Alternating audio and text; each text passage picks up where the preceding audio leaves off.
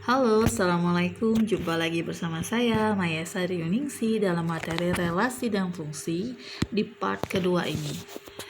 Ini materi yang akan kita bahas, yaitu definisi fungsi, syarat-syarat fungsi, dan cara menyatakan fungsi. Oke, fungsi itu kata lainnya adalah pemetaan. Jadi kalau dengar kata-kata himpunan A dipetakan ke himpunan B, berarti itu adalah suatu fungsi. Jadi, contoh fungsi dari himpunan A ke B adalah aturan khusus. Jadi di sini ada aturan ya pada fungsi. Aturan khusus yang memasangkan setiap anggota himpunan A tepat satu anggota himpunan B.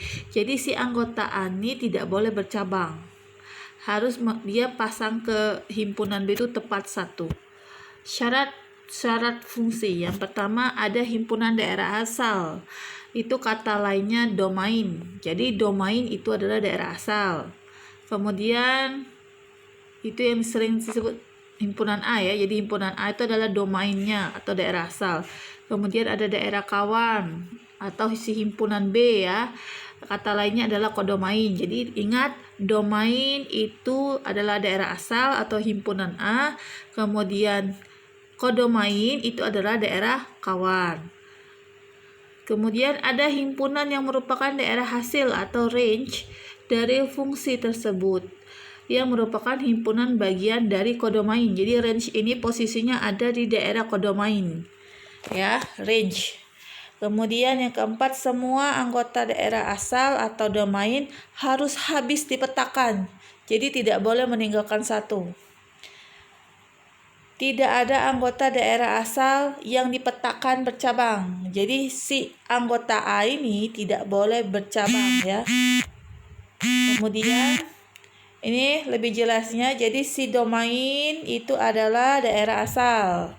Kemudian kodomain itu adalah daerah kawannya.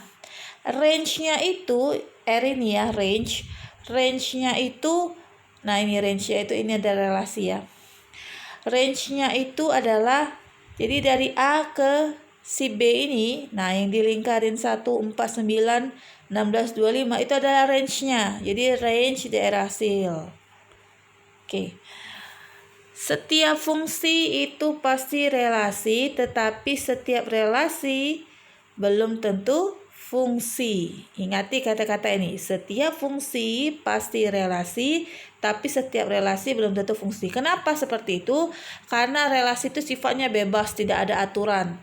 Yang jelas ada apa sih yang menghubungkan himpunan A dan B itu harus ada apanya gitu. Kalau pada fungsi itu sudah harus ada hubungan apanya, tapi ada aturan juga. Jadi si anggota A atau daerah domain itu harus habis dipetakan. Kemudian harus dipetakan tepat satu. Kita lebih jelas lihat contoh 3 gambar ini. Oke. Gambar A itu adalah relasi dan bukan fungsi. Kenapa? Karena pada A3 ini, ya A3 yang saya lingkarin, itu dia bercabang, dia ke B1 dan dia ke B4.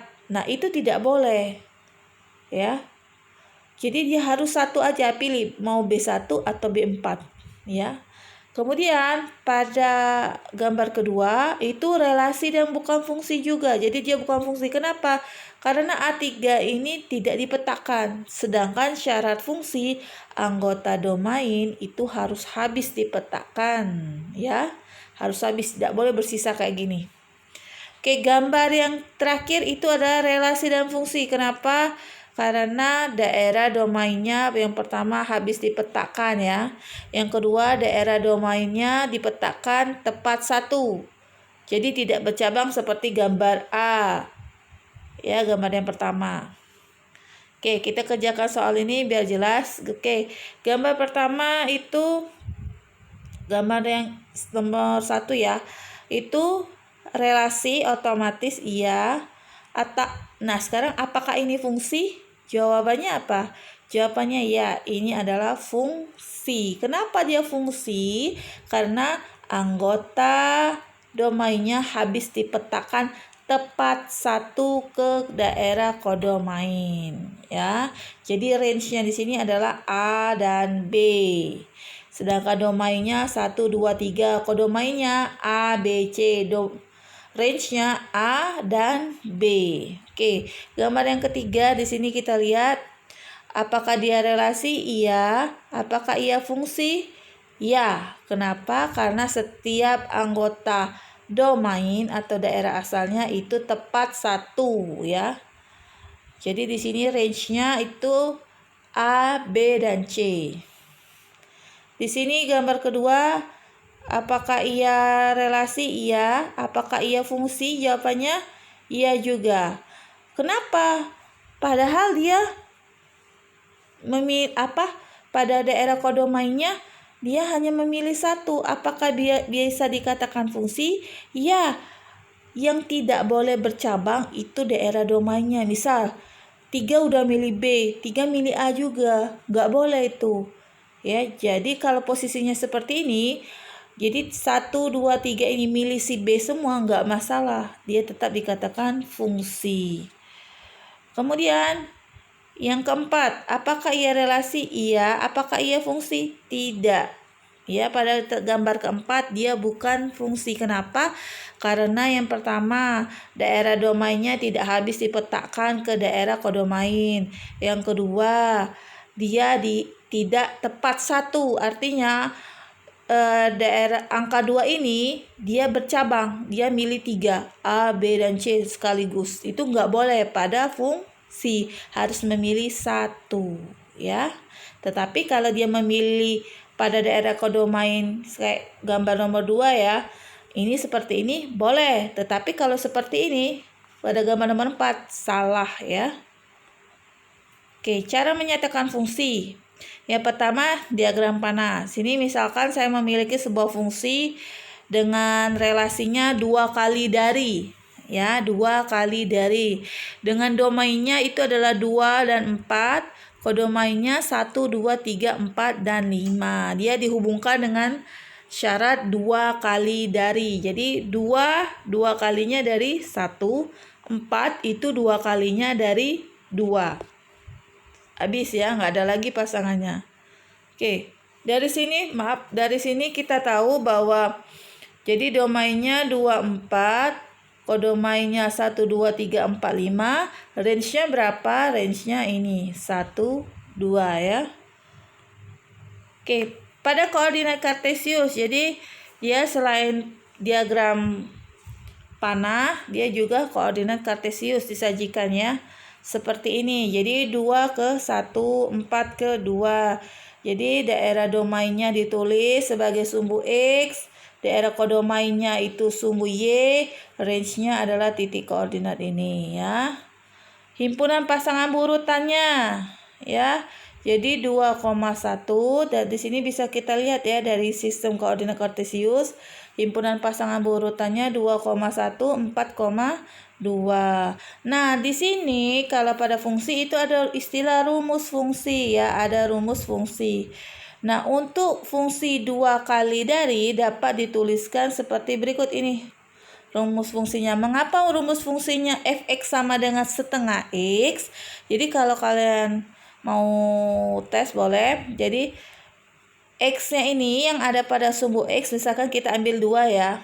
2, maka setengah dari 2 ya. Setengah kali 2 itu berapa? 2 bagi 2 habis 1. 1 kali 1 1. Jadi 2,1. Nah, ini y-nya, range-nya 1. Benar kan? 2,1. Jadi cara nyari rumusnya kalian lihat jarak dari range-nya. Nanti saya kasih contoh berikutnya. Kemudian cara menyatakannya yang terakhir itu melalui tabel. Jadi ini sumbu X-nya ditulis, sumbu X-nya yaitu 2 dan 4 ya. Terus pada yang kolom berikutnya itu fx-nya. Fx-nya atau hasilnya. Jadi si 2 ini tadi, si domain ini range-nya berapa? Oh, 1. Jadi di sini yang ditulis range-nya ya. tabelnya terdiri dari 2, yang ditulis hanya daerah domain dan daerah range-nya saja kalau pada tabel. Jadi di sini range-nya adalah 2, 4 pasangannya dengan 2. Oke, contoh ini ya, cara menemukan rumus fungsi.